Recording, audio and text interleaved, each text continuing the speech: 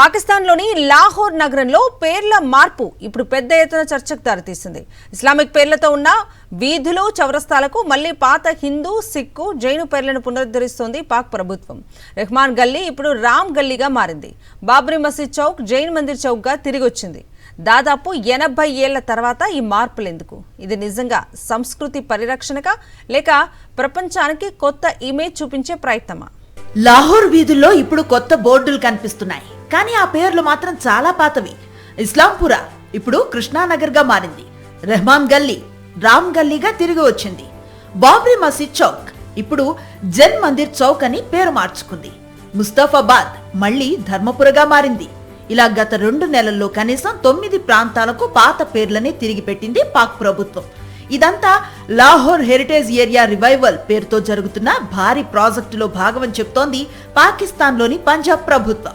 ఈ ప్రాజెక్టు వెనుక మాజీ ప్రధాని నవాజ్ షరీఫ్, ఆయన కుమార్తె మరియం నవాజ్ ఉన్నారని తెలుస్తోంది. దాదాపు 50 బిలియన్ పాకిస్తానీ రూపాయల వ్యయంతో లాహోర్ పాత చరిత్రను తిరిగి తీసుకురావాలనే లక్ష్యంతో ఈ కార్యక్రమాన్ని ప్రారంభించారు.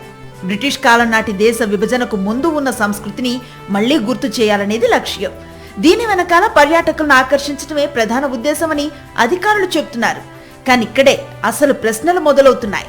దశాబ్దాలుగా హిందువులు, సిక్కులు పాకిస్తాన్లో ఎదుర్కొంటున్న ఇబ్బందులు, దేవాలయాల ధ్వంసం, బలవంతపు మత మార్పిడులు, మైనారిటీలపై దాడులు ఇవన్నీ కొనసాగుతూనే ఉన్నాయి.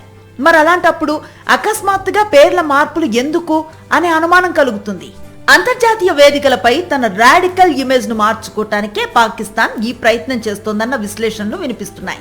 విదేశీ ఆర్థిక సంస్థల ఒత్తిళ్లు ఓవైపు, భద్రతా మండలిలో వస్తూ ఉన్న ఉగ్రవాద ఆరోపణలు మరోవైపు, దేశంలో పేరుకుపోయిన ఆర్థిక సంక్షోభం ఇంకోవైపు పాకిస్తాన్ కు తీవ్ర ఇబ్బందిగా మారాయి.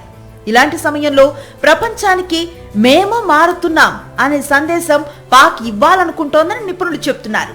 లాహోర్లో పేర్లు మారుతున్నా పాకిస్తాన్ మనస్తత్వం కూడా మారుతుందా?